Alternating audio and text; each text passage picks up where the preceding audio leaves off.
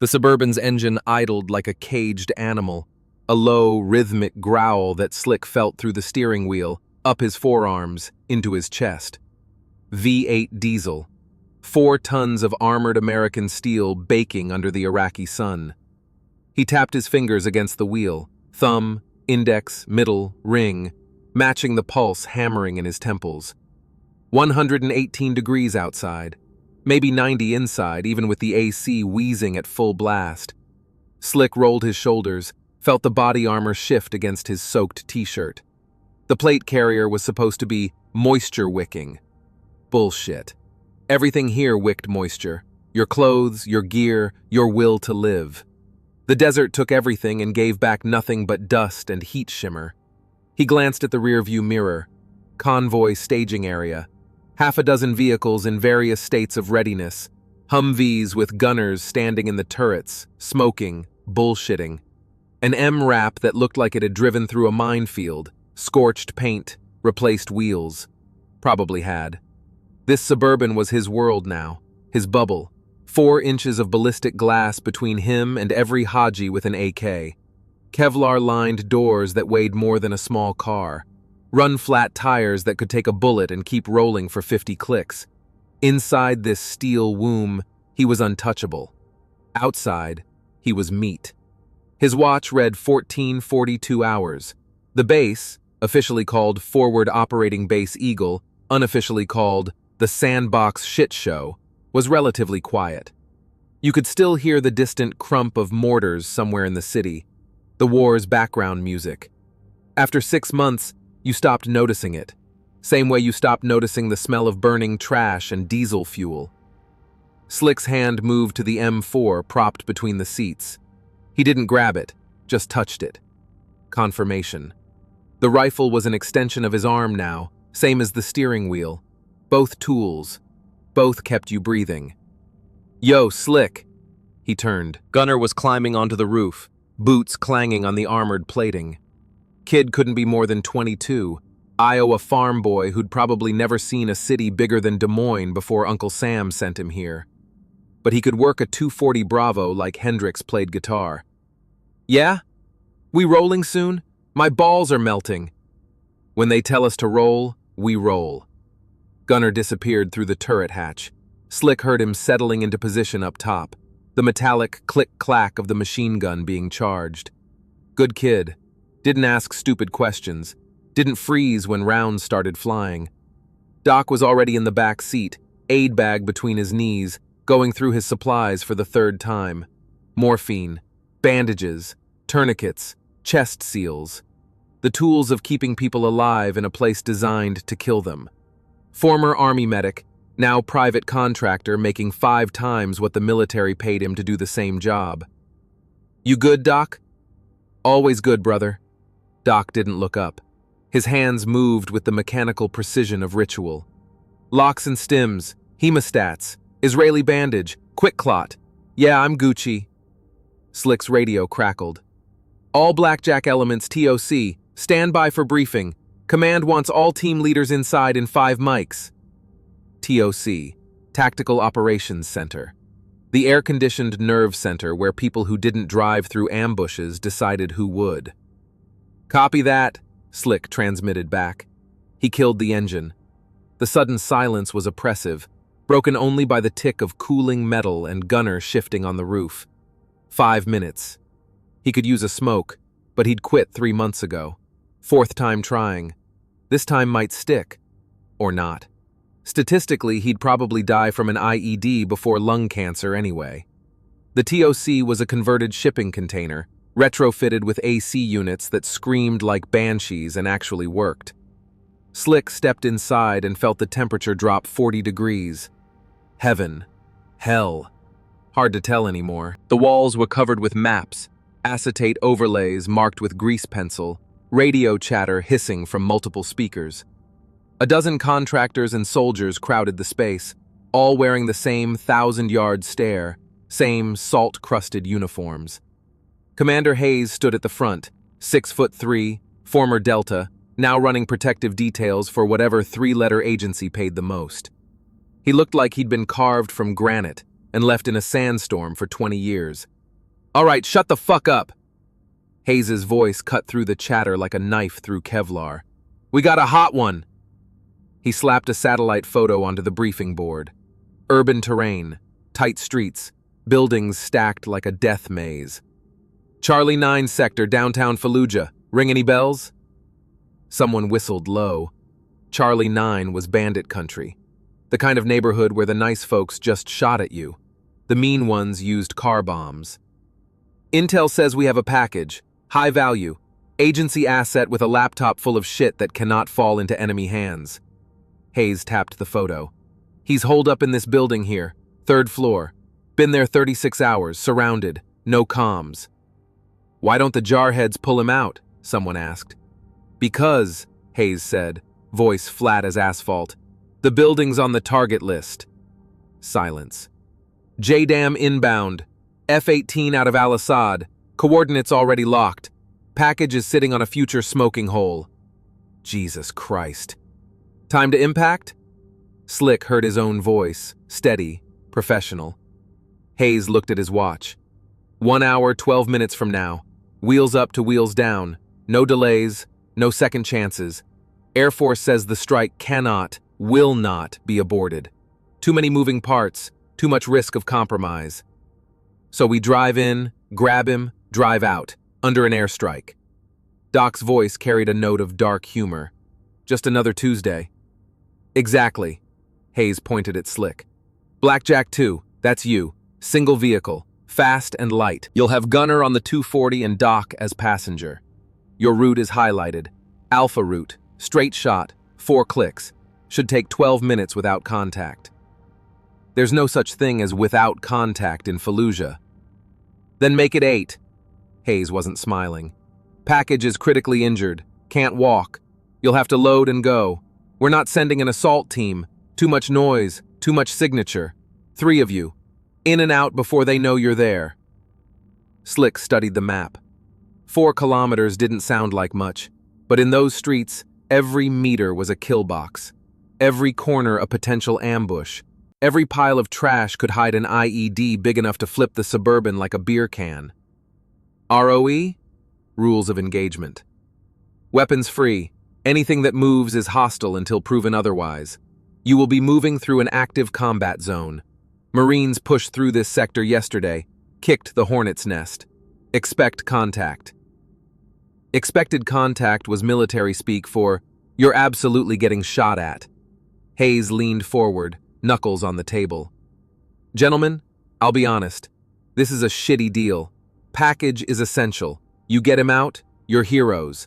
You don't, he shrugged. Life insurance gets paid out the same either way. Someone laughed, nervous, brittle. Questions? None. What was there to ask? The mission was simple. Suicide simple. Good. Slick, you roll in 10. Godspeed. The walk back to the Suburban felt longer than it should have. Slick's boots crunched on gravel. Somewhere, a generator coughed and died. Someone was shouting about a lost wrench. Normal bass sounds. The machinery of war turning, indifferent. Gunner was cleaning his weapon when Slick returned. So? We're going downtown. Shit. Yeah. Doc appeared from the shadows, carrying an extra rifle and ammunition cans. He loaded them into the back without a word. Practical. Efficient. If you were driving into hell, bring enough bullets. Slick did his checks. Fluid levels, tire pressure. The Suburban had taken hits before. Bullet scars pocked the armor plating. One window showed a starburst crack from an AK round that hadn't quite punched through. She was a beast. Ugly, battered, but she ran. He ran his hand along the hood, still warm from the sun. This machine had saved his life 3 times. Maybe today would be number 4. Comms check, he said into his radio. Blackjack 2, TOC, read you Lima Charlie. Loud and clear. Gunner up top, check. Doc in back, check. Everyone could hear everyone. Good. Slick climbed behind the wheel, settled into the seat molded to his body after months of use, adjusted the mirrors, checked the gauges. Fuel full, oil pressure good. temperature nominal. The engine roared to life. Through the windshield he could see the gate, 12-foot barriers of reinforced concrete, razor wire, sandbags, machine gun nests. Beyond that, the city. Smoke rising in columns, minarets silhouetted against the haze, a maze of streets where men with RPGs waited in windows. His watch read 14:07, 55 minutes left. The radio crackled. "Blackjack 2, you are cleared for departure. Oscar Mike when ready." Oscar Mike, on the move. Slick put the transmission in drive. The Suburban rolled forward, heavy, inexorable. The gate guards pulled the barriers aside. The outside world rushed in, heat, dust, the smell of burning tires. He pressed the accelerator. The concrete barriers passed on either side like teeth in a closing jaw. Behind them, the gate slammed shut with a finality that sounded like a coffin lid. Ahead, the city waited. The transition was immediate. One moment, the relative safety of concrete and sandbags. The next, the raw throat of Fallujah. Slick felt it in his gut, that animal recognition of entering hostile territory. Every muscle tightened. His eyes began their endless scan. Left mirror, right mirror, windshield, left mirror again. The loop never stopped. The road stretched ahead like a scar through the city. Blast walls lined both sides, 12 feet of reinforced concrete covered in graffiti, Arabic script he couldn't read, crude drawings of guns and martyrs.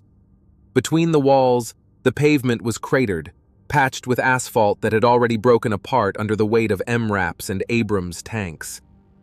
"Eyes up," Slick said into the radio. Unnecessary. They all knew.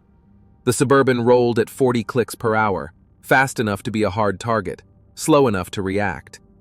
Slick kept both hands on the wheel, light grip, ready to jerk it in any direction. His right foot hovered over the brake, never quite touching. The sun hung overhead like a molten coin, turning everything the color of bone.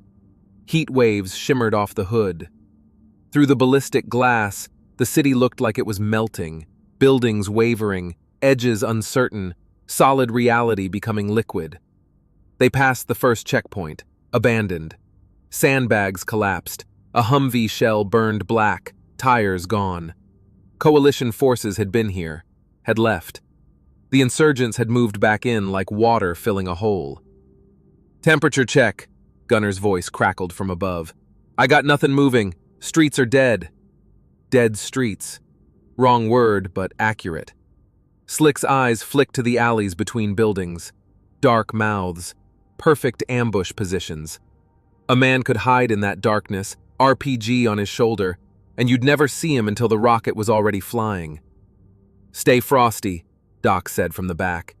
He had his M4 across his lap, barrel pointed at the window, finger indexed along the receiver. Ready, but not eager. They rolled deeper into the city proper. The blast walls gave way to buildings, 2-story, 3-story, flat roofs with low parapets. Clotheslines stretched between them like spiderwebs. Satellite dishes pointed at the sky like flowers seeking sun. But no people. Slick's paranoia ratcheted up another notch. Where the fuck was everyone? In a normal city, even a war-torn one, you'd see something.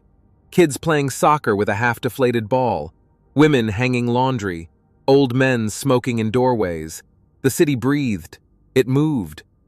This city was holding its breath. "I don't like this," Gunner said. "Too quiet." "Yeah." Slick's jaw clenched. His teeth ached from grinding. He'd seen this before, the absence of civilians. It meant they knew something was coming. They'd gotten the word, through whispers, through phone calls, through whatever underground network kept the locals alive in a war zone. They'd gone inside, locked their doors, waited. And that meant the street belonged to the fighters now. Slick spotted the first one at 200 meters. Rooftop, 3 stories up, north side. Male, maybe 20, cell phone pressed to his ear. Watching.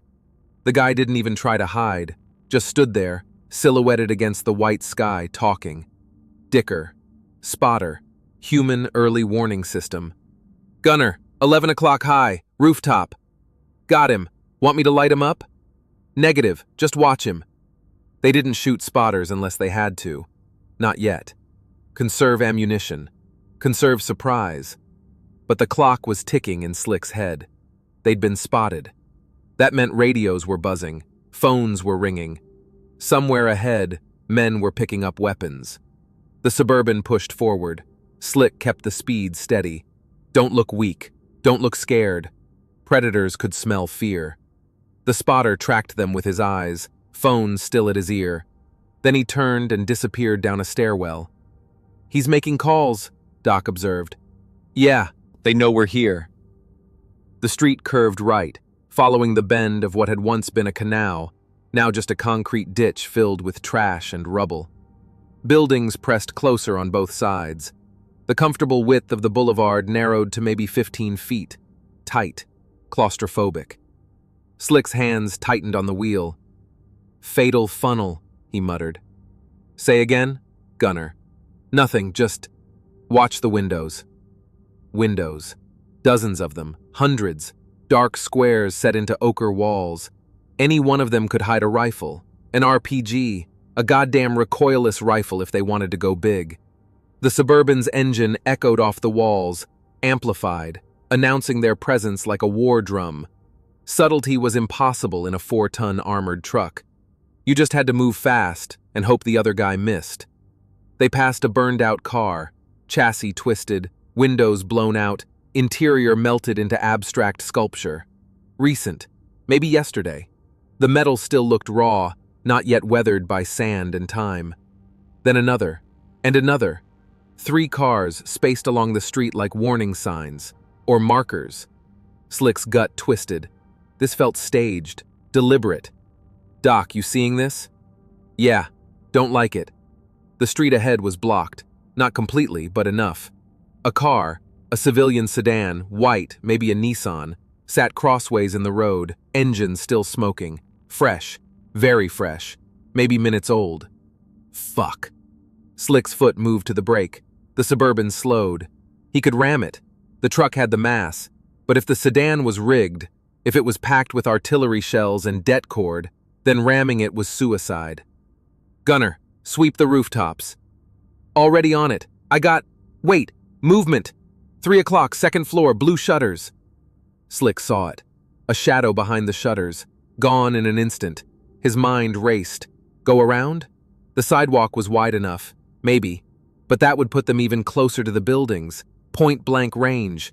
And the side streets, alleys really, were narrower still. Ram through? If the car wasn't rigged, they'd scatter it like a toy. If it was, he made the call in 3 seconds. Hang on, going around. He cranked the wheel left, jumped the curb. The Suburban lurched, suspension groaning.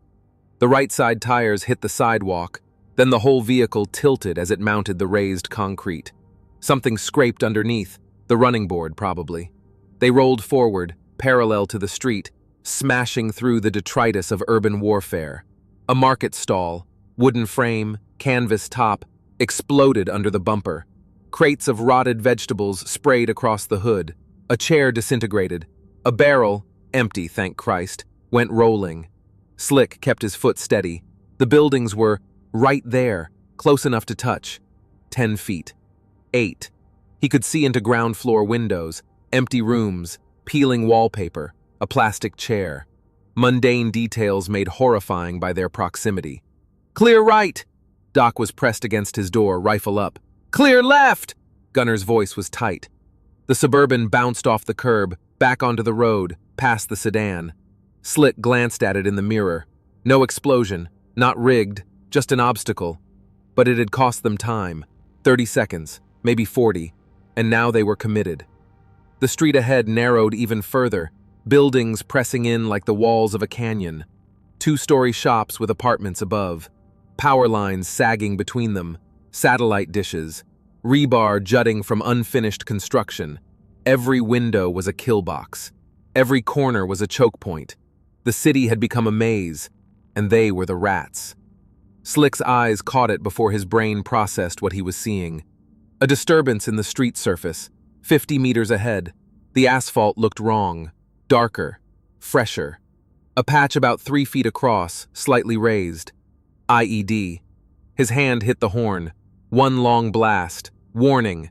Then his foot mashed the brake. The Suburban's tires screamed, anti-lock system pulsing through the pedal. 4 tons of truck trying to stop. They slewed sideways. Slick fought the wheel, keeping it straight. If they went into a spin now, they'd broadside the buildings. The truck shuddered, moaned, fought him like a living thing. They stopped, 10 feet from the disturbed patch of road. For 3 heartbeats, nobody moved, nobody breathed. Slick stared at the patch. Definitely fresh. Someone had dug there, probably last night. Buried something, covered it back up, smoothed it over. But not quite enough. The morning sun caught the difference in texture. IED, he said aloud, confirming what they all knew. Can we go around? Gunner asked. Slick looked left, right. The sidewalk on the left was blocked by rubble, a collapsed storefront, bricks and concrete piled 6 feet high. The right side was narrower, barely a curb, and too close to the buildings. But there was an alley, 30 feet back. They'd passed it during the skid. Backing up, Slick said. He threw the transmission into reverse. The backup camera showed empty street. For now. He gave it gas. The Suburban rolled backward, engine whining in a lower gear. 30 feet. 20. 10. The alley appeared on his left, narrow, maybe 12 feet wide, lined with dumpsters and debris, but passable, probably. Hold on. He spun the wheel, backed into the alley, then shifted to drive. The Suburban surged forward into the shadows. Immediately, the world changed. Sunlight disappeared. Walls rose on both sides, maybe 8 feet apart, close enough that the mirrors almost touched. The alley was a tunnel of darkness, barely 10 degrees cooler, but feeling like a cave after the blazing street. Trash lined both sides. Plastic bags, broken furniture, the skeleton of a bicycle. Something that might have been a dead dog, too desiccated to tell. The smell hit them even through the AC. Rot, sewage, decay. Jesus, Doc breathed. The alley twisted. Slick followed it, navigating by instinct and the narrow cone of his headlights. The walls pressed closer. He heard metal scrape metal, the passenger mirror folding in as it hit something. Then the other side. Both mirrors gone now, blind to the sides, only forward. The alley turned right, then left, a labyrinth within a labyrinth. Slick had lost his bearings. No GPS worked this deep in the urban maze. He was navigating by feel, by the faint glow of sunlight at the alley's end. You know where we are? Gunner asked. Generally. That's not reassuring. Wasn't meant to be. The Suburban bounced through a pothole, jolting everyone. Slick's teeth clacked together. The suspension, designed for roads, not goat paths, groaned in protest. Then, light. The alley opened up. They emerged onto another street, this one running perpendicular to their original route. Slick recognized it from the briefing map. They were 2 blocks off course, but parallel. Still heading toward Charlie 9. He checked his watch. 28 minutes elapsed. 27 minutes remaining until the bombs dropped. Back on track, he said, turning right. The street was wider here, almost comfortable. Buildings set back a little. Trees, dusty, half-dead palms, lined one side. This must have been a nicer neighborhood once, before the war, before the Marines, before everything turned to ash. But it was just as empty. Slick accelerated to 50 clicks. Faster now. They'd lost time, had to make it up. The Suburban's engine roared, echoing off facades. They passed shops with Arabic signs, a pharmacy, a bakery, windows shattered, bread molds growing in the display case. A children's clothing store, mannequins frozen in poses of cheerful consumerism, now dust-covered and grotesque. 2 clicks to target, Doc said, checking the GPS unit mounted to the dash. 2 kilometers, 3 minutes at current speed. Doable, if nothing else went wrong. That's when Slick saw the second group of spotters. 3 of them, rooftop, east side. 2 had phones. The third had something else. Binoculars? No, too bulky. A radio, military grade. Gunner, I see them. They were tracking the Suburban, moving along the rooftop to keep it in sight. One of them pointed, gestured, talking into his radio with animated urgency. "They're calling it in," Doc said. "I know." Slick watched them in the side mirror, what was left of it. The spotters receded into the distance but didn't disappear. They stayed visible, still pointing, still talking. Somewhere ahead, men were getting into position. The ambush was being set, and they were driving straight into it. Slick's hands were slick with sweat inside his gloves. His heart hammered. Not fear, not quite. Just the body's recognition that violence was coming. The chemical dump of pre-combat. Adrenaline, cortisol, norepinephrine. His pupils dilated. Time began to stretch. 1.5 clicks, Doc announced. The street curved left. The buildings changed. Taller now. 4 stories. 5. Apartment blocks. Balconies hanging off the facades like broken teeth. Laundry still on the lines. Clothes baking in the sun for days, weeks. Abandoned when the residents fled. Or didn't flee. Slick spotted the bodies. 2 of them, lying in the street, 40 meters ahead. Military-age males, dressed in dark clothes, not uniforms, just clothes. One was face down, the other on his side, arms outstretched like he'd been reaching for something. Recent. Very recent. No swelling, no bloat. Hours old at most. "We got KIAs," Gunner called down. "I see them." Slick didn't slow.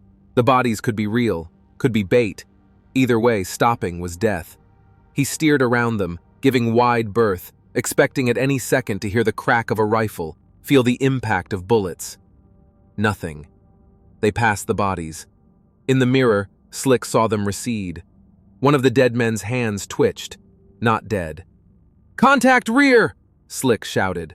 The body rolled, brought up an AK-47, fired a burst. The bullets sparked off the Suburban's rear armor, a sound like hammers on an anvil. The ballistic plating held, barely. Gunner spun the 240, unleashed a 6-round burst. Tracers lanced back.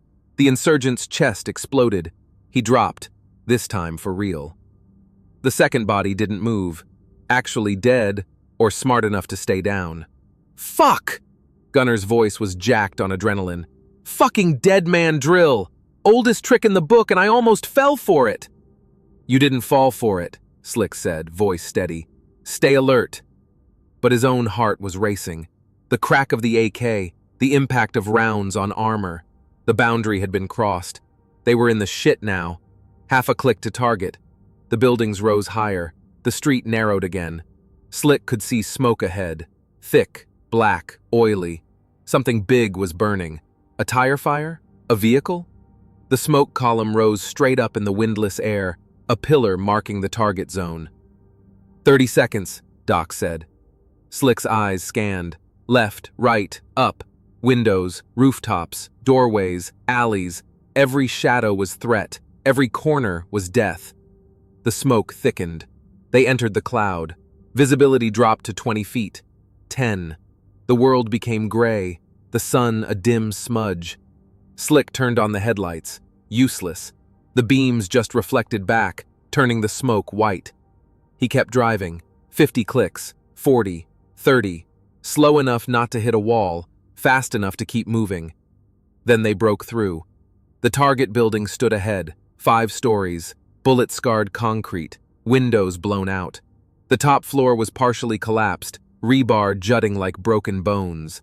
Around it, the street was a war zone, cratered pavement, burned vehicles, shell casings glittering like brass rain. Alamo, Slick said. The objective. The place where everything would go to shit. He pulled the Suburban up to the building's entrance, angled it for a fast exit. Killed the engine but left the key in the ignition. Combat parking.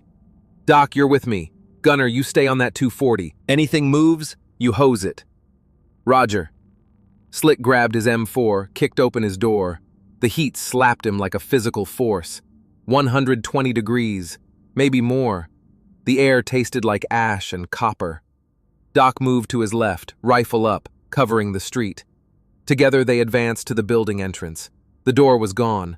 just a gaping frame. Inside, darkness. Stairs leading up, barely visible. Slick keyed his radio. TOC Blackjack 2, on target, making entry. Static.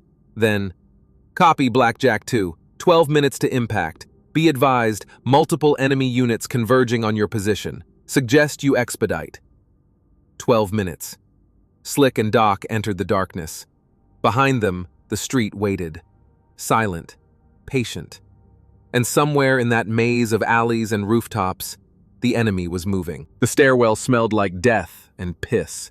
Concrete steps, cracked and crumbling. No lights. Just the faint gray glow filtering through holes in the walls where windows used to be.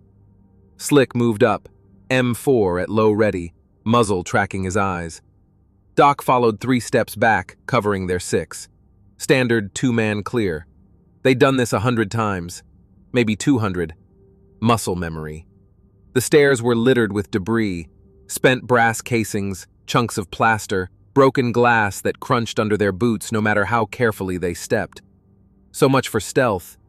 First floor, empty, gutted, walls blown out, rooms open to each other like a dollhouse. Slick glimpsed a kitchen, sink hanging by one pipe, cabinets ripped open, cans of food scattered across the floor. Someone had looted it, or tried to live here. Failed either way. Keep moving. Second floor, more of the same. A hallway with doors hanging off hinges. Dark rooms. The building groaned around them, settling, wounded but still standing.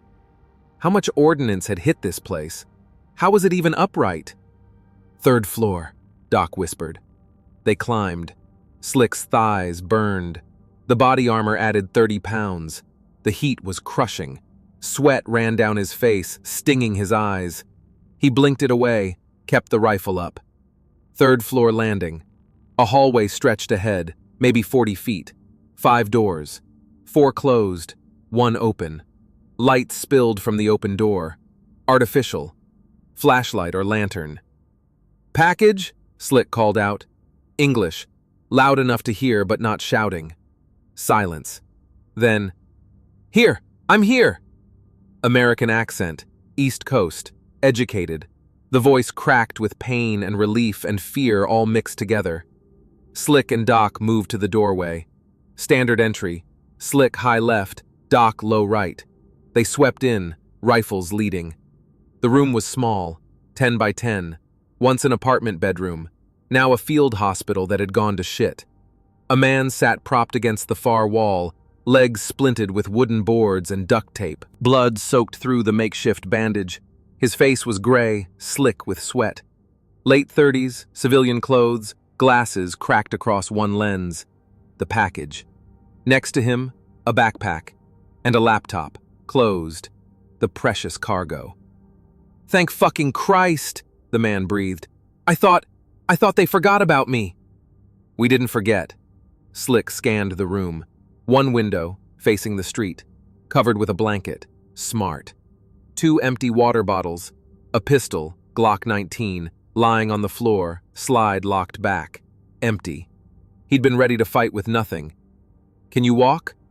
"No. Legs fucked. Shrapnel. 2 days ago. I tried." He gestured weakly at the splint. "This was the best I could do." Doc moved to him, already pulling supplies from his aid bag.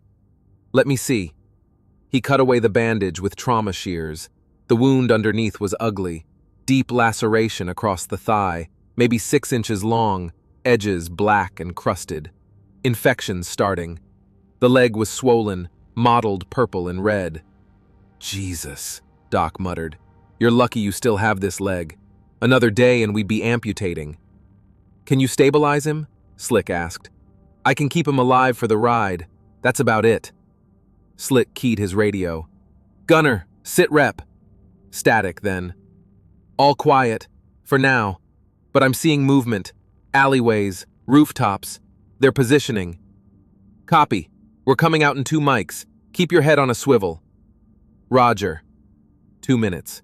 Doc worked fast, packing the wound with quick clot gauze, wrapping it tight, securing the splint with fresh tape.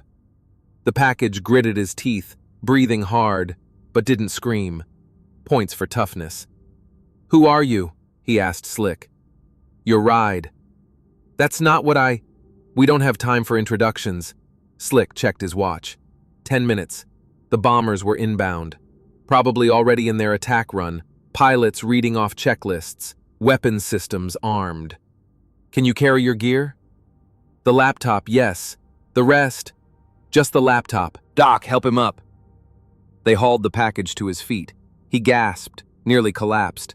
Doc caught him, slung the man's arm over his shoulder, took most of his weight. "Slick, he can't walk. We're going to have to carry him." "Then we carry him." They moved to the door. Slick first, rifle up. The hallway was still empty, still silent. Too silent. Something was wrong. His instincts screamed. The animal part of his brain, the part that evolved to recognize predators, was howling. "Move," he said. They hit the stairs. Awkward. Dangerous. Doc half dragging the package, who hopped on his good leg, whimpering with each impact. Slick descended backward, covering them, rifles sweeping the darkness below. Second floor. First floor. The entrance. Daylight beyond. The Suburban visible, 20 feet away. Gunner's silhouette in the turret, swiveling the 240. Almost there. Slick stepped through the doorway first. The world exploded. The RPG came from the rooftop across the street. Slick saw it for maybe half a second. A streak of white smoke, a dark shape at the front, moving impossibly fast. It missed the Suburban by 3 feet, hit the building next door. Second floor. The warhead detonated with a sound like God slamming a door. The concussive wave hit Slick like a truck, picked him up, threw him backward into the doorframe. His head bounced off concrete. His vision went white, then black, then white again. Ears ringing. High-pitched whine that drowned out everything. He couldn't hear, couldn't think. Get up. He was on the ground. When did he fall? Dust everywhere, thick as fog. He tasted blood, bit his tongue, or lip. Didn't matter. Get up. His hands found the M4, still attached to him by the sling. Good. He pushed himself to his knees. His legs didn't want to work. He made them work. The dust cleared, partially. He could see shapes. The Suburban, still there, intact. Gunner was firing. Long bursts from the 240, tracers arcing across the street. The sound was muted, distant, like hearing it through water. More gunfire. AK-47s, distinctive rattling bark. Bullets sparked off the Suburban's armor. One hit the ballistic glass, left a white impact star. The glass held. Slick staggered back into the building. Doc was down, half covering the package, both of them coated in dust. Doc looked up, eyes wide, mouth moving. Slick couldn't hear him. Pointed at his own ears, shook his head. Doc nodded, understood. He hauled the package up again. They had to move, now. Slick stepped back outside. The street was chaos, muzzle flashes from windows, rooftops, alleyways. The insurgents had waited until they were committed, then sprung the trap. Classic L-shaped ambush. Gunner was taking fire from 3 directions, swiveling the 240, hosing down anything that moved. Good kid, doing his job. Slick raised his M4, aimed at a window where he'd seen a flash. Pulled the trigger, 3-round burst. The rifle kicked. He couldn't hear it fire but felt the recoil. Adjusted. Fired again. A figure fell from the window, tumbling, hitting the ground like a sack of meat. Doc was moving, dragging the package toward the Suburban. 10 feet. 5. A bullet snapped past Slick's head, so close he felt the pressure wave. Another hit the doorframe, spraying concrete fragments. He ducked, moved, firing as he went. Suppressive fire, not aiming, just making them keep their heads down. Doc reached the Suburban, yanked open the rear door, shoved the package inside. The man screamed. Slick couldn't hear it but saw his mouth open, face contorted. More gunfire, heavy. A PKM machine gun somewhere to the left. Slick saw the impacts walking across the street toward them, puffs of dust, chunks of asphalt flying. He dove behind the Suburban's engine block. Rounds hammered the hood, punched through the grill, hit the engine. Coolant sprayed. Fuck! Doc was in the back now, on top of the package, making himself small. Slick scrambled around to the driver's door, threw himself inside, slammed it shut. The world became slightly quieter. The armor muffled the outside chaos. Not silent, bullets were still hitting, making the whole vehicle ring like a bell, but manageable. Slick's hearing was coming back, muffled, distorted, but there. He could hear Gunner screaming something, firing non-stop. Could hear Doc yelling, "Go, go, go!" He jammed the key, turned it. The engine caught, coughed, caught again. Temperature gauge was already climbing. Red zone. The coolant was gone. They had minutes before the engine seized. Slick threw it in drive, stomped the accelerator. The Suburban lurched forward, tires spinning, catching, launching them into the street. A bullet hit his side window.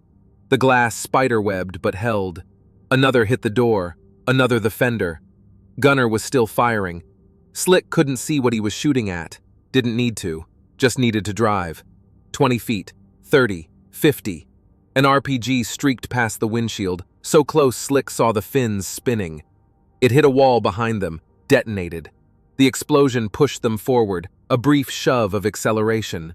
Slick cranked the wheel right, took a corner too fast, felt the suspension lean, nearly roll, settle back. The tires screamed. Smoke poured from under the hood now, mixing with the dust. "We hit!" he shouted. "Coolant's gone!" Doc yelled back. "Engine's cooking!" "How long?" "Maybe 5 minutes, maybe less." 5 minutes. That was... Slick checked the clock on the dash. 8 minutes before the airstrike. They had to get 3 clicks away, 3,000 meters, in a dying truck. Math was not on their side. Another corner. The gunfire was fading behind them, but not gone.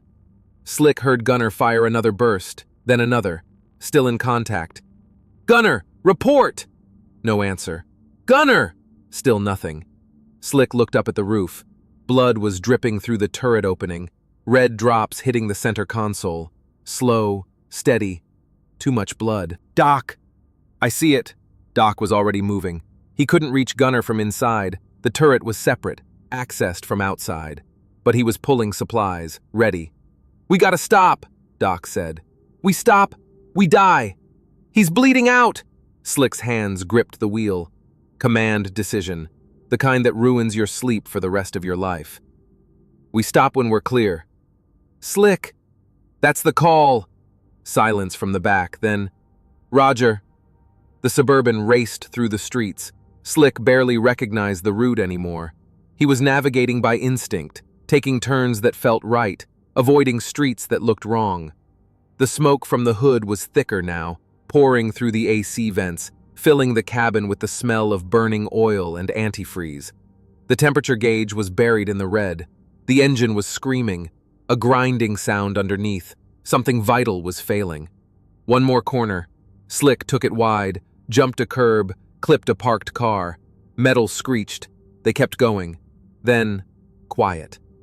The gunfire stopped. Completely. They'd broken contact, lost the ambush, or outrun it. Slick's eyes scanned for threats. Empty street. Abandoned. Buildings showed blast damage, but no fresh fires. No people. No movement. "Stopping!" he called. He jerked the wheel, pulled into an alley, killed the engine. Steam billowed from under the hood. The smell was acrid, chemical. Doc was already out, climbing on the roof. Slick followed, rifle up, covering the street. Gunner was slumped in the turret, head down, arms hanging. The 240 was silent, barrel smoking. Blood covered everything. The gun, the turret, the roof.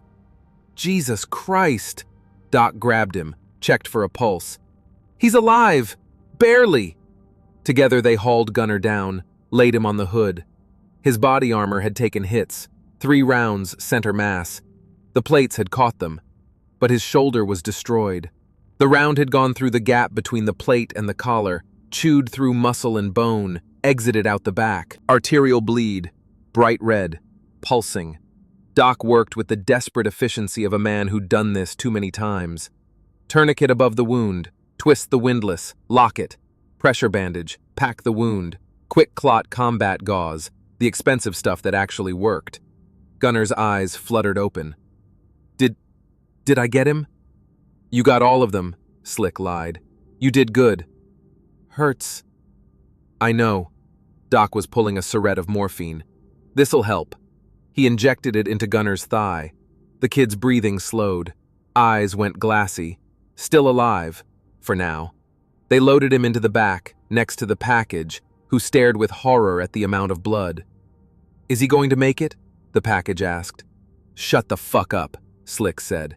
He climbed back behind the wheel, tried the ignition. The engine turned over. Once, twice, caught. But the sound was wrong. Knocking, grinding, dying. Slick checked his watch. 4 minutes until the bombs dropped. 3 clicks to go. He put the Suburban in drive and pressed the accelerator. The truck moved. Barely. 30 clicks per hour. 25. The engine was seizing, pistons scraping against cylinders without lubrication. Every meter forward was a small miracle. They rolled through the streets. Smoke trailed behind them like a signal flare. Anyone with eyes could see them coming. But Slick didn't have a choice. Stop was death. Forward was maybe life. 2 minutes. The engine made a sound like a dying animal. Something inside broke with a metallic crack. The Suburban lurched, slowed to 15 clicks per hour. 10. Slick could see the edge of the city ahead. Open ground. The safe zone. 500 meters. 400. 1 minute. The engine quit. Just stopped. No cough, no sputter. Dead. They coasted. Slick didn't brake. Let momentum carry them. 300 meters. 250. 200. The Suburban rolled to a stop. Everybody out! Slick screamed. They bailed. Doc dragged Gunner. Slick grabbed the package, threw him over his shoulder in a fireman's carry. The man screamed. Slick didn't care. He ran. His legs pumped. Body armor bounced. Rifle slapped against his chest. He could hear Doc behind him, gasping, carrying Gunner's dead weight. 100 meters. 50. The sky split open. The sound came first, a roar like the world ending. Then the light. Slick risked a glance back. The bombs were falling. 2 of them, black shapes against the blue sky. JDAM precision munitions, GPS guided, unstoppable. They hit the target building. The explosions were simultaneous, overlapping, creating a single massive fireball that rose 5 stories high. The shockwave followed a heartbeat later, a wall of pressure and heat that hit them like a giant's hand. Slick went down, still clutching the package. Doc went down. They all went down. The world was orange and black and roaring. Then, silence. Slick's ears rang with a frequency that felt like it was drilling into his skull. He pushed himself up from the dirt, spitting dust and blood. Everything hurt. His back, his ribs, his head. But he was moving. That meant alive. The package was underneath him, groaning. Slick rolled off, checked him. Still breathing, conscious. The laptop backpack was still strapped to his chest. Doc! 10 feet away, Doc was already up, crouched over Gunner. The kid wasn't moving. Doc had 2 fingers on his neck, counting pulse.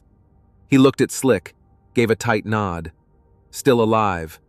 Behind them, where the target building had been, there was nothing but fire and rubble. A crater maybe 30 feet across. Smoke rose in a mushroom cloud, black and dense. Secondary explosions popped like firecrackers, ammunition cooking off, gas lines igniting. The Suburban sat abandoned 200 meters back, dead and smoking. They'd made it out just in time, but now they were exposed, on foot, in hostile territory. We need wheels, Slick said. No shit. Doc was doing another check on Gunner. The tourniquet was holding, but the kid had lost a lot of blood. Face was white as paper, lips blue, shock setting in deep. He needs a hospital. Now! Not in an hour. Now! Slick scanned the area. They'd made it to what looked like the industrial edge of the city. Warehouses, repair shops, a junkyard filled with stripped cars. About 300 meters ahead, he could see a checkpoint, concrete barriers, American flags, the distinctive shape of an M1 Abrams tank. Safety. Salvation. So fucking close. But 300 meters on foot, carrying casualties in the open? That was suicide distance. His radio crackled, damaged but still working. Any blackjack elements? TOC. Airstrike complete. Be advised, enemy forces are consolidating in your sector. Heavy activity. Multiple technical vehicles moving toward the strike zone. If you're still alive, get the fuck out of there. TOC, Blackjack 2, we're mobile, but without transport. 3 casualties, 1 critical. Request immediate dust-off. Dust-off. Medevac helicopter. Static. Then, negative Blackjack 2, airspace is hot. Too many man-pads in the area. We can't risk a bird. You need to reach checkpoint Bravo 7. Ground transport is standing by. Man-pads. Man-portable air defense systems. Stinger equivalents. Russian SA-7s, probably. Shoot down a helicopter like swatting a fly. Copy. Moving to Bravo 7. He looked at the checkpoint. 300 meters. Might as well be 3,000. Behind them, engines. Multiple. Getting closer. Slick turned. 2 vehicles were coming down the road, kicking up dust. Technicals. Toyota Hilux pickups, the insurgents' vehicle of choice. One had a DSHK heavy machine gun mounted in the bed, 50 cal equivalent. The other had men standing in back, holding AKs. They'd been tracking the Suburban. Now they'd found their prey on foot. Contact! Slick raised his M4, too far for accurate fire, maybe 200 meters, but he had to try. He aimed at the lead truck, squeezed off a burst. The rounds fell short, sparked off the pavement. The Technical's machine gun opened up. The sound was a deep, rhythmic thudding. Boom, boom, boom. 50 caliber rounds churned the dirt around them, each impact throwing up a geyser of dust and rock. Move! Move! Slick grabbed the package, hauled him toward a low wall, some kind of compound boundary. Doc dragged Gunner, moving impossibly fast for a man carrying another human being. They made it behind the wall as rounds hammered into the other side. Concrete chunks exploded. Dust filled the air. The wall was maybe 3 feet high. Not much cover, but better than nothing. Slick rolled to his knees, brought the rifle up, fired over the wall. 3 round bursts. Controlled. The lead Technical was closer now. 150 meters. He could see the gunner behind the DSHK, a bearded man in black, feeding the belt, swinging the weapon. Slick put his red dot on the man's chest. Fired. Miss. Adjusted. Fired again. The gunner jerked, fell backward into the truck bed. But another man immediately took his place. The Technical kept coming. "We can't stay here," Doc yelled. "I know!" Slick looked around. Behind them, maybe 50 meters, there was a warehouse. Large metal structure. Doors open. Dark inside. Better than dying in the open. "There!" he pointed. Doc saw it. Nodded. They'd have to move fast. Exposed. But staying meant getting chopped apart by 50 cal fire. "On 3! 1, 2, 3!" They broke from the wall. Slick had the package over his shoulder again. Doc had Gunner in a modified drag, one arm under his armpits, pulling backward, firing his M4 one-handed at the Technicals. The machine gun tracked them. Rounds impacted around their feet. One hit the ground inches from Slick's boot, sprayed him with shrapnel. He felt something hot slice his calf, but kept running. Pain was later. Running was now. The warehouse loomed. They crashed through the open door into blessed darkness and shade. The temperature dropped 20 degrees. Slick's eyes struggled to adjust. The space was huge. Empty. Concrete floor. Metal rafters overhead. Vehicle lifts. Tool benches. An auto repair shop abandoned. And in the corner, a vehicle. Not a Suburban, not a Humvee. A Mercedes G-Wagon. Civilian spec. White. Dusty. But intact. All 4 wheels present. Windows not shot out. "Please have keys," Slick breathed. He ran to it, yanked open the driver's door. No keys in the ignition. Fuck. He checked the visor. Nothing. Glove box. Nothing. Behind him, the Technicals were pulling up outside.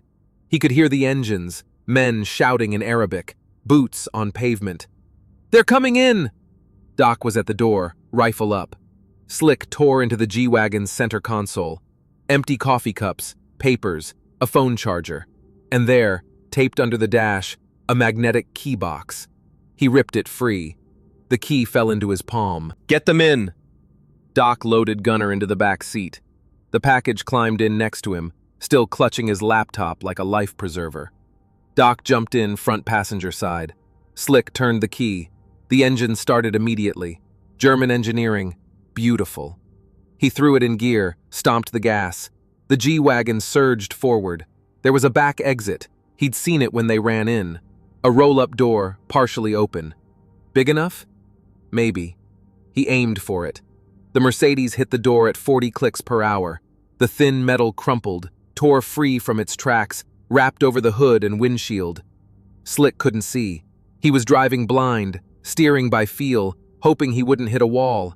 Then the door tore away, caught the wind, flew off behind them. Daylight. Open ground. A dirt lot behind the warehouse. In the mirror, insurgents were piling out of the warehouse, firing. Rounds pinged off the G-Wagon's bodywork. Not armored. The luxury SUV had never been meant for combat. A bullet hit the rear window, spiderwebbed the glass. Another punched through the tailgate. The package screamed. "Keep your head down!" Doc yelled. Slick cranked the wheel, sent them fishtailing across the dirt, between rusted shipping containers and piles of scrap metal. The G-Wagon's suspension was soft, designed for city streets, not off-road. It bounced and wallowed like a boat in rough seas. Behind them, the technicals were in pursuit. One burst from the warehouse, the other circled around, trying to cut them off. Slick saw an opening, a gap between two containers.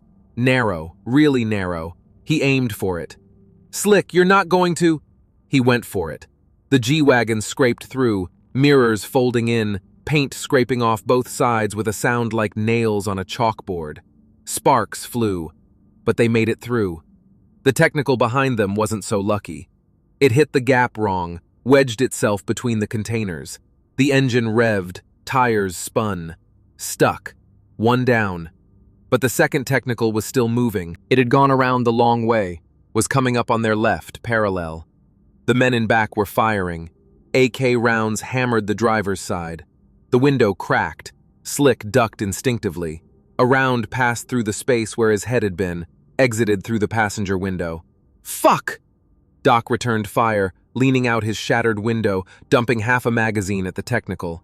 Rounds sparked off the truck's hood. They were racing now, side by side, 30 meters apart. The technical's driver was trying to ram them, force them off course or into an obstacle. Slick saw a pile of concrete barriers ahead, construction debris. He had an idea, stupid, dangerous, but better than getting shot to pieces. He let the technical pull ahead slightly, just a little.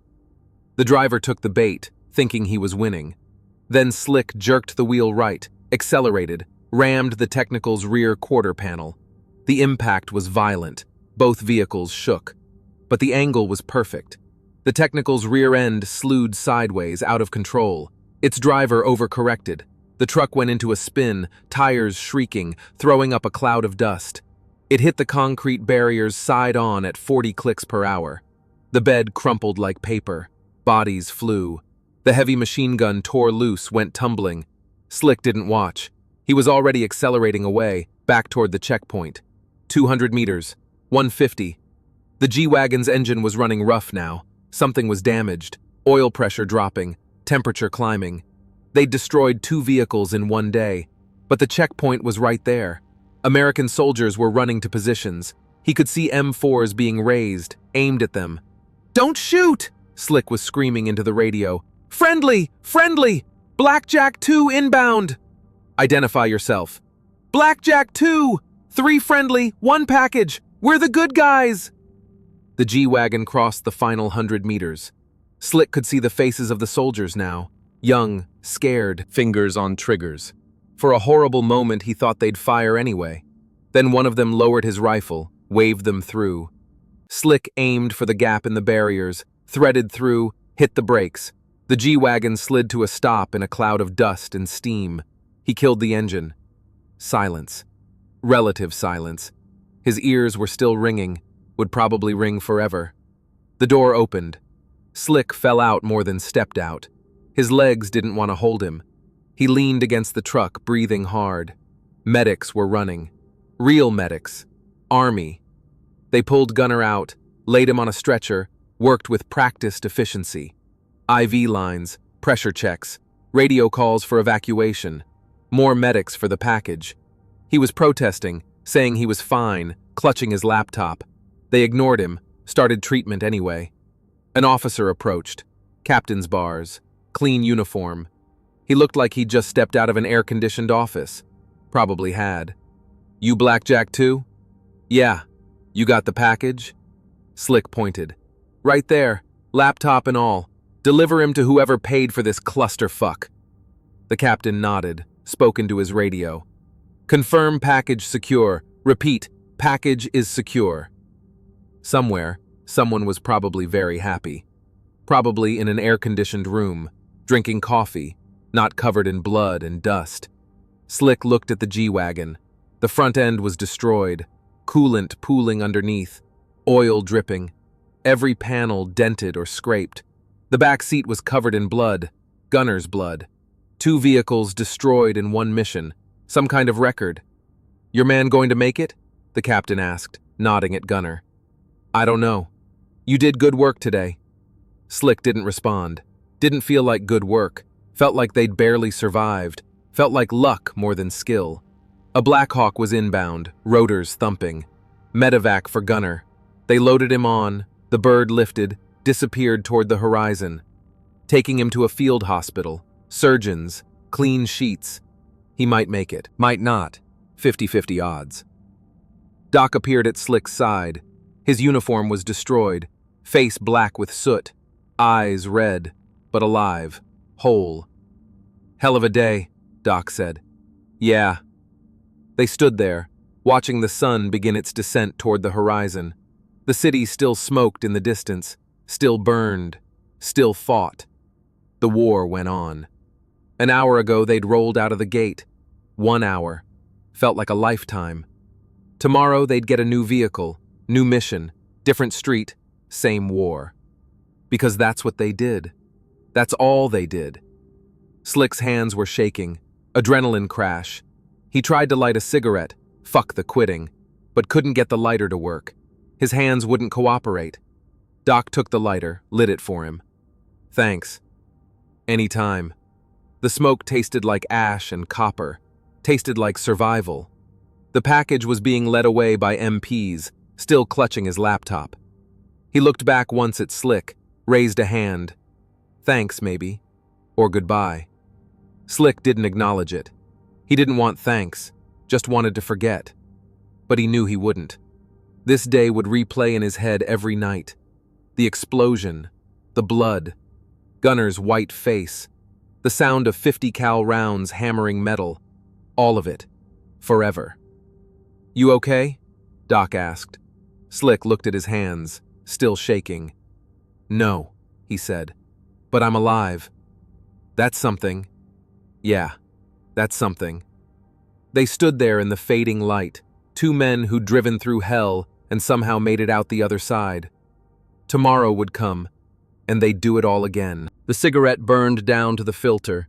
Slick crushed it under his boot, immediately wanted another. His hands had stopped shaking, mostly. The adrenaline was fading, leaving behind a hollow exhaustion that felt like somebody had scooped out his insides with a spoon. Doc was getting his calf wound treated by a corpsman, young kid, barely out of training, hands steady despite the chaos around him. The shrapnel had carved a groove through the muscle but missed the bone. 20 stitches, a scar to add to the collection. The checkpoint was organized chaos. Humvees rolling in and out, soldiers pulling security, radio chatter constant. The war didn't stop just because Slick and Doc had survived their piece of it. A sergeant approached, different from the supply guy. This one had the weathered look of someone who'd seen actual combat. Faded tan, 1,000-yard stare barely concealed, probably on his 3rd or 4th deployment. "Blackjack 2? That's me. Commander Hayes is on the horn, wants to talk to you." He handed over a radio handset. Slick took it. "Blackjack 2. Slick, good work today. Package is secure. Intel is already going through the laptop. Apparently it's got names, locations, the whole network. You just cut the head off a major insurgent cell. Great. Slick's voice was flat. He didn't feel victorious. He felt tired. How's your driver? Gunner. He's got a name, and he's in surgery. Touch and go.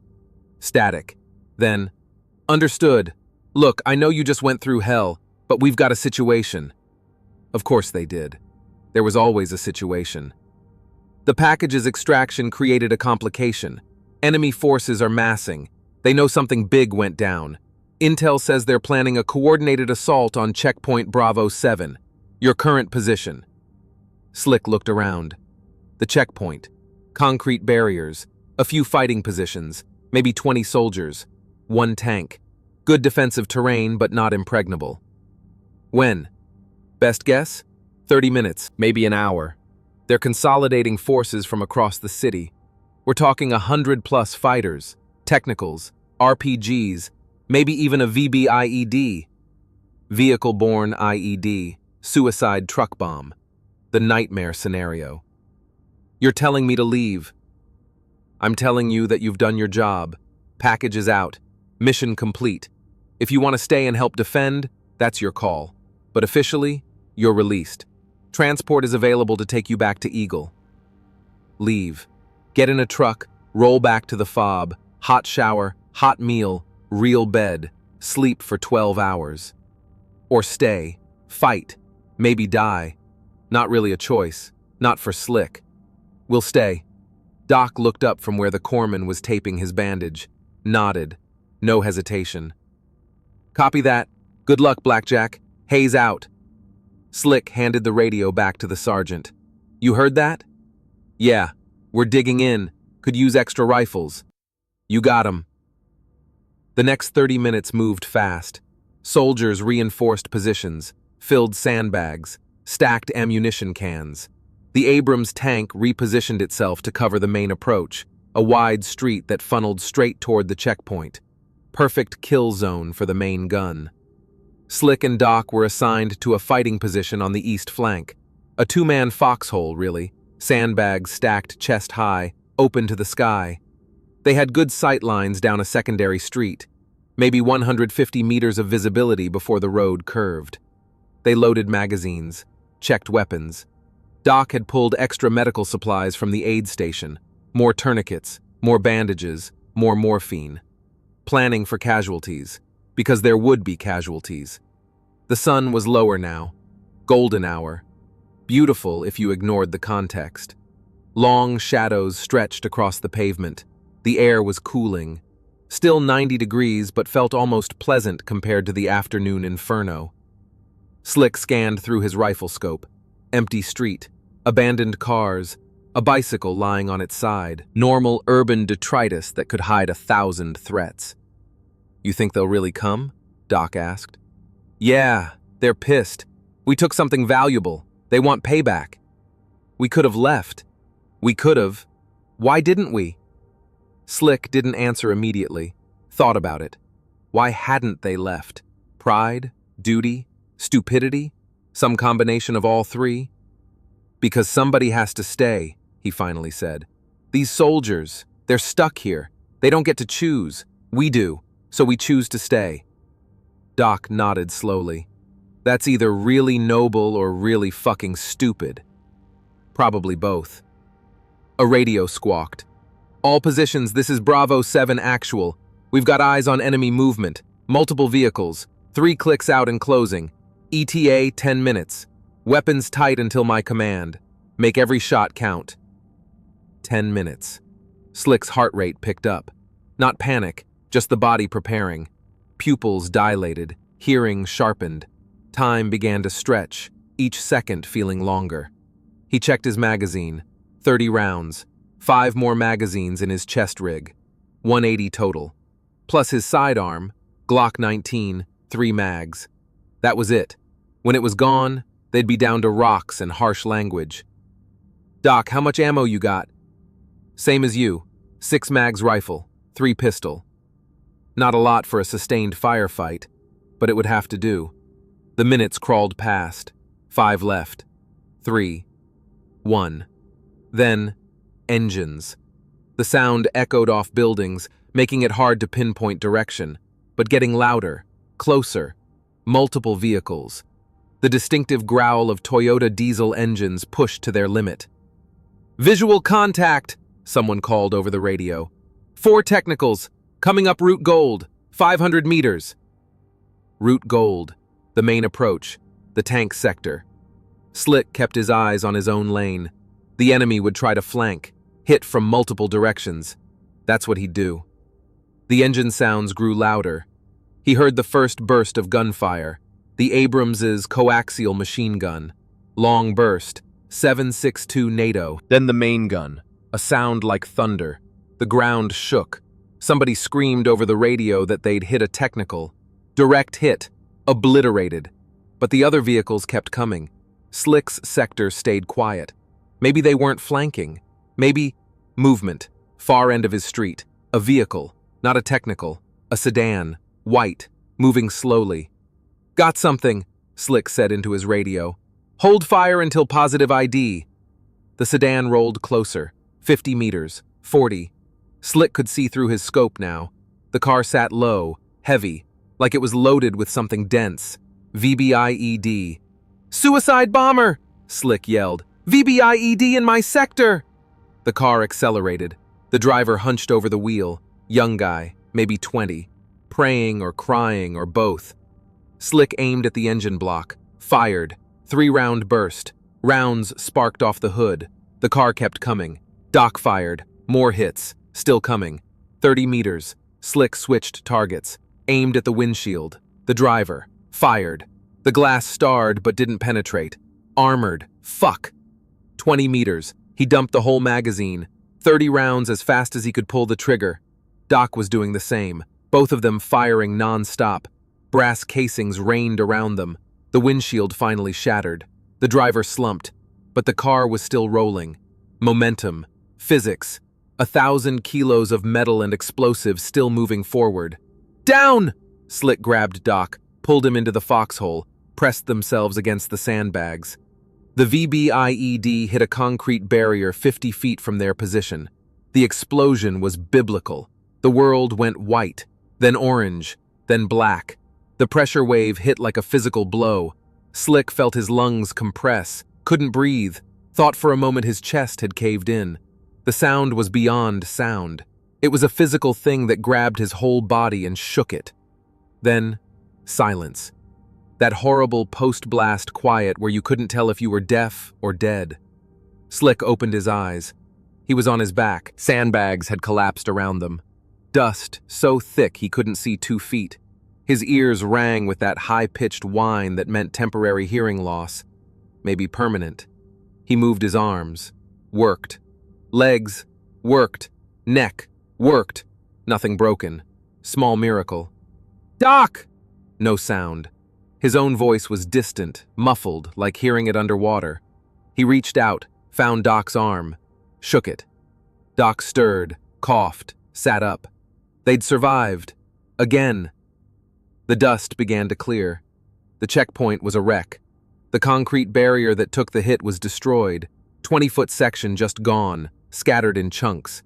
A crater in the road, smaller fires burning. But the checkpoint had held. The VBIED hadn't breached the perimeter. Other soldiers were moving, shaking off the blast, getting back to their positions. Professional, disciplined.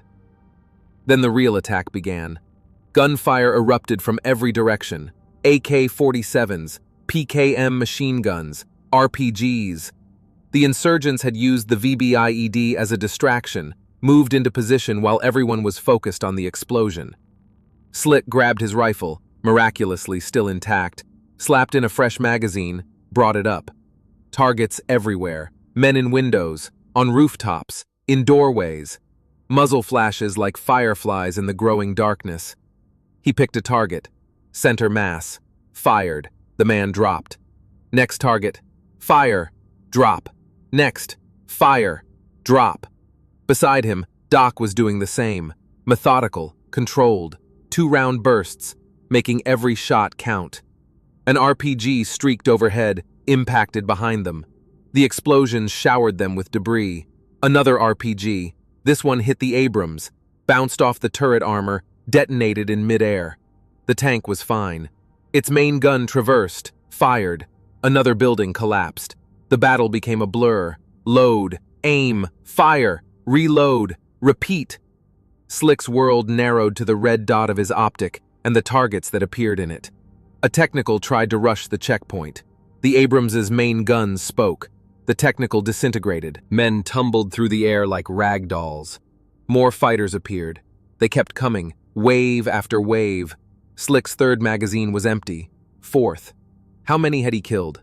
5? 10? He'd stopped counting. His shoulder ached from recoil. His hands were cramping. Adrenaline kept him moving, but he could feel the exhaustion underneath. Waiting. "Running low!" Doc called. Last magazine. Slick checked his own. 2 left, plus pistol mags.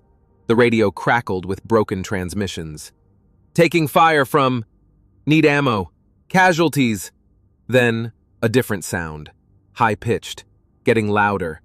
Jets. Slick looked up. Saw them against the darkening sky.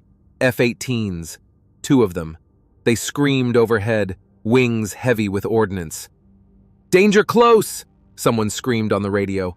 "Air support inbound! Get down!" The jets banked, lined up on the streets where the enemy fighters were concentrated. Slick saw the bombs release, dark shapes falling. "Cover!" He pulled Doc down. The bombs hit. Not J-dams this time, cluster munitions. They detonated at altitude, scattered submunitions across a wide area. The effect was apocalyptic. Hundreds of small explosions, overlapping, creating a zone of death 2 blocks wide. The enemy fire slackened. Stopped. The jets circled once more, then departed. Their engines faded into the distance. Silence fell across the checkpoint. Real silence this time. No gunfire, no explosions. Just the crackle of small fires and the ringing in everyone's ears. Slick stood slowly, looked out over the battlefield. Bodies everywhere, dozens of them. Destroyed vehicles smoking, buildings collapsed. The street looked like the surface of the moon, cratered, devastated, alien. They'd held, barely, but they'd held. "All positions, cease fire. Repeat, cease fire. Enemy is broken and withdrawing." Slick safed his rifle, let it hang from its sling. His arms felt like rubber. Doc sat with his back against the sandbags, head tilted back, eyes closed. "We're alive." "Yeah." "How?" "I have no fucking idea." Around them, soldiers were emerging from positions, checking each other, calling for medics. 3 wounded, none critical. No KIA. Another miracle. The sun had set. The sky was purple and orange and red, beautiful. Like the world hadn't just been trying to kill them. Slick looked at his hands, covered in dirt and powder residue and blood. Someone's blood, maybe his own, he couldn't tell anymore. They'd survived 2 firefights in 1 day. The odds of that were astronomical. Tomorrow, they'd probably die. But not today. Today, they lived. The night came fast. One moment the sky was bleeding orange and purple, the next it was black.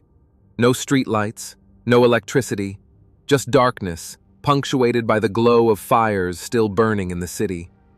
Slick sat on the hood of a destroyed Humvee, legs dangling, rifle across his lap. He stared at nothing. His body had gone numb, not from injury but from overload. Too much input, too much adrenaline, too much everything. The system had shut down non-essential functions. He existed in a kind of gray space between awake and asleep.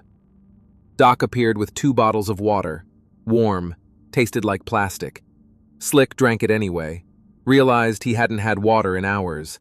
His tongue was thick, lips cracked. The water helped, a little. "Medics confirmed it," Doc said. "Gunner's gonna make it. Surgery went well. They're flying him to Germany tomorrow, then stateside." "Good." Slick's voice was hoarse, raw from shouting. "He deserves to go home." "We all do." "Yeah." They sat in silence. Around them, the checkpoint was being reinforced. Engineers working by floodlight, rebuilding barriers, filling the crater left by the VBIED. Soldiers pulling guard duty, eyes scanning the darkness for threats that might not come, or might. A convoy rolled in from the FOB, fresh troops, supplies, ammunition, replacements for the gear they'd burned through. Someone handed Slick an MRE, meal ready to eat. He opened it mechanically. Chicken and rice. He ate without tasting, just fuel. His hands had stopped shaking again. That was good. But there was a tremor deeper inside, in his chest, that wouldn't quit. Like his heart was running at the wrong speed. Too fast or too slow, he couldn't tell. "You think they'll send us back out?" Doc asked. "Probably. We're still breathing. That makes us operational." "That's fucked up." "That's the job." Doc laughed. No humor in it. Just exhaustion. "When did we become the guys who volunteer to stay in firefights?" "When we signed the contract. When we took the money." Slick crushed the empty MRE pouch. "Or maybe before that. Maybe we were always this stupid. Stupid or crazy. Is there a difference?" Commander Hayes arrived with the convoy. He looked fresher than anyone had a right to. Clean uniform, shaved face. Probably hadn't been outside the wire all day. He found Slick and Doc, approached with measured steps. "Gentlemen, hell of a day." Slick didn't respond, just looked at him. Hayes either didn't notice or didn't care. "The package's laptop is gold. We're already rolling up enemy cells based on the intel. Names, addresses, phone numbers, the whole network. What you two did today, what you went through, it's going to save lives. Hundreds of lives." "Tell that to Gunner," Slick said quietly. "I will. When I put him in for a bronze star." Hayes paused. "You too, both of you. Recommendations are already written." Medals, bronze stars. Like that meant something. Like a piece of ribbon could balance against the weight of what they'd seen, what they'd done. "We don't want medals," Doc said. "We want to go home." "You will. Your rotation ends in 6 weeks. Then you're on a bird back to the States. Cold beer, warm women, the American dream." Hayes smiled. Like this was all normal. Like they were just workers punching a clock. "Until then, you've earned some downtime. 3 days off duty. Get some rest." He walked away. Other people to see. Other boxes to check. The machinery of command grinding on. Slick watched him go. Bronze star. Yeah. For driving through an ambush and not dying. Basically. They sat there. The night deepened. Stars appeared. Thousands of them. Visible in a way they never were back home. Light pollution didn't exist here. Just darkness and stars, and the occasional tracer round arcing across the sky somewhere in the city. "You remember why you signed up?" Doc asked suddenly. Slick thought about it. That felt like a lifetime ago. Different person, different world. "Money," he said finally. "College debt. Thought I'd do a couple tours, stack some cash, get out, buy a house. Normal life. And now? Now I don't know what normal is anymore." Slick looked at his hands. They were scarred, calloused. The hands of someone who did violence for a living. "I've been here so long, I don't remember what it's like not to be here. Not to be waiting for the next IED, the next ambush, the next..." He stopped. "I don't know if I can go back. To normal. To people who don't understand." Doc nodded. "I think about that too. What do you say when someone asks about your day?" "Oh, you know, drove through a firefight, almost got blown up twice, killed a bunch of people." "Can't exactly share that at a cocktail party." "No. My ex-wife said I changed. Said I came back different from my first deployment. Harder, colder. We got divorced 6 months after I got home." Doc's voice was flat, matter-of-fact. "She was right. I did change. You can't see what we've seen and stay the same." Slick didn't have an ex-wife. Didn't have anyone waiting back home. His parents had passed. Sister lived in Oregon. They barely talked. Friends from before? Gone. Moved on. Living their lives while he lived this one. He was alone. They all were, really. brothers in a very small, very violent club that nobody else could join. "You ever think about getting out?" Slick asked. "For real. Not re-upping, just stopping. Every day." "But you keep signing the contract." "Yeah." "Why?" Doc was quiet for a long time. When he spoke, his voice was barely above a whisper. "Because I'm good at this. Because it matters, even when it doesn't feel like it matters. Because these kids," he gestured at the soldiers around them, "they need people who've been through it, who know how to survive. And because," he trailed off. "Because I don't know who I am without it. The war's the only thing that makes sense anymore. Out there," he pointed vaguely toward the darkness, toward America, toward the world beyond. "Nothing makes sense. But here the rules are simple. Stay alive. Keep your buddies alive. Kill the bad guys. Simple." Slick understood. He understood completely. They sat in silence again. Minutes passed. Maybe hours. Time didn't work right anymore. It stretched and compressed randomly. A young soldier approached. Couldn't be more than 19. Baby face. Eyes too wide. He'd been in the fight earlier. First time, probably. "Sir, are you Blackjack too?" "Yeah. I wanted to say thank you. For staying. For helping us hold the line. We heard you'd already completed your mission. That you could have left. But you stayed." The kid's voice cracked slightly. That meant something. Slick didn't know what to say. "What do you say to that?" He settled on, "You did good today, soldier. You held your position. That's what matters." The kid nodded, saluted, awkward, unpracticed. Slick returned it. The soldier walked away. "See?" Doc said. "It matters." "Maybe." "Not maybe. It does." Slick wanted to believe that. Wanted to think that the violence, the fear, the blood, all of it, served some purpose beyond just survival. That they were building something, protecting something, saving something. But mostly it just felt like chaos. Like trying to hold back the ocean with a bucket. The convoy back to Fob Eagle left at 0200 hours.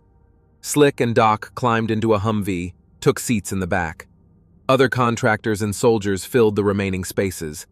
Nobody talked. Everyone was too tired. The convoy rolled out. 6 vehicles, headlights cutting through darkness. The city slept, or pretended to sleep. You never knew. They took a different route than the one Slick had driven that morning. Wider streets, fewer choke points. The Humvee's gunner stood in the turret, scanning the darkness.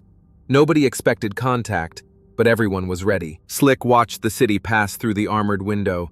Ruins, destruction, buildings that had stood for centuries reduced to rubble. This place had been someone's home once. Families lived here. Kids played in these streets. Now it was just a battlefield. What were they fighting for exactly? Democracy? Freedom? Oil? Revenge for 9/11? Slick had stopped caring about the big reasons. Those were for politicians and generals. He fought for the guy next to him. That was it. That was all. The convoy reached the fob without incident. The gates opened. They rolled through. Back inside the wire. Back to relative safety. Slick climbed out of the Humvee. His legs almost gave out. He'd been running on adrenaline and spite for 12 hours. Now that it was over, the crash hit hard. "You good?" Doc asked. "Yeah, just need to sleep." "Ain't that the truth?" They walked to their containerized housing unit, CHU in military speak. Glorified shipping container with a cot and air conditioning. Luxury by deployed standards. Slick dropped his gear. Rifle, body armor, helmet, all of it. Stripped down to his t-shirt and pants. Sat on the cot. Stared at the wall. He should shower. Should clean his weapons. Should do 100 things. Instead, he lay back. Closed his eyes. Images flashed behind his eyelids. The RPG explosion. Gunner's blood. The VBIED racing toward them. Bodies in the street. Muzzle flashes. Fire. So much fire. He opened his eyes. The images didn't stop. They never did. His watch read 0245. In a few hours, the The sun would rise. Another day would start. And eventually, someone would need a driver, would need someone to go outside the wire, to roll through the streets, to bring people back alive. And Slick would volunteer, because that's what he did, because he was good at it, because it mattered, or because he was broken in a way that only made sense in a war zone. Hard to tell the difference. 3 weeks later, Slick stood in the motor pool, inspecting a new Suburban, fresh from the depot, black, armored, identical to the one he'd destroyed. Different serial number, same machine. The motor pool sergeant handed him the keys. "Try not to blow this one up." No promises. Gunner was gone, medically retired, Purple Heart, Bronze Star, missing part of his shoulder but alive. Last email said he was in physical therapy in Walter Reed. Doing okay, considering. They'd assigned Slick a new gunner, kid from Texas, good with a 240, talked too much but listened when it mattered. He'd learn, or he wouldn't. The war had a way of teaching harsh lessons to slow learners. Doc was already in the passenger seat, aid bag between his knees, going through supplies. Same ritual, always the same. "Ready?" Doc asked. "As I'll ever be." Slick climbed behind the wheel, adjusted the mirrors, checked the gauges, started the engine. That familiar V8 growl. 4 tons of armor and determination. The radio crackled. "Blackjack 2, TOC, you're cleared for departure. Mission package is in your inbox. Standard run, should be routine." Routine. That word didn't mean what it used to. "Copy, TOC, Blackjack 2 is Oscar Mike." The gates opened. The city waited beyond. Same streets, different day. The war ground on, indifferent to individual stories of survival or death. Slick pressed the accelerator. The Suburban rolled forward, into the heat, into the dust, into the chaos. Because someone had to. Because the mission never ended. Because tomorrow they'd get another call, another impossible task, another chance to die or survive, and they'd do it all over again. The Suburban passed through the gates. Behind them, the base, safety, civilization, the known world. Ahead, the city, danger, uncertainty, the place where heroes were made and bodies were broken. Slick's hands were steady on the wheel. His eyes scanned the route. Left mirror, right mirror, windshield, the endless loop. The survival instinct that never slept. Doc sat quiet, rifle ready. The new gunner, call sign Tex, was up top, manning the 240. The radio played soft static. Somewhere, someone was fighting. Someone was dying. Someone was being saved. The war went on. And Slick drove. Because that's what he did. That's who he was now. The guy behind the wheel. The one who got people home. The one who survived. Until he didn't. But not today. Today, he drove. The city swallowed them. Heat and dust and the ever-present threat of violence. But also purpose. Mission. A reason to wake up and do it all again. "Here we go," Doc muttered. "Yeah," Slick said. "Here we go." The Suburban accelerated. 30 clicks, 40, 50. Into the fire, into the darkness, into the only life they knew anymore. And somewhere ahead, in the maze of streets and shadows, destiny waited. Maybe survival, maybe death, maybe something in between. Slick gripped the wheel and drove.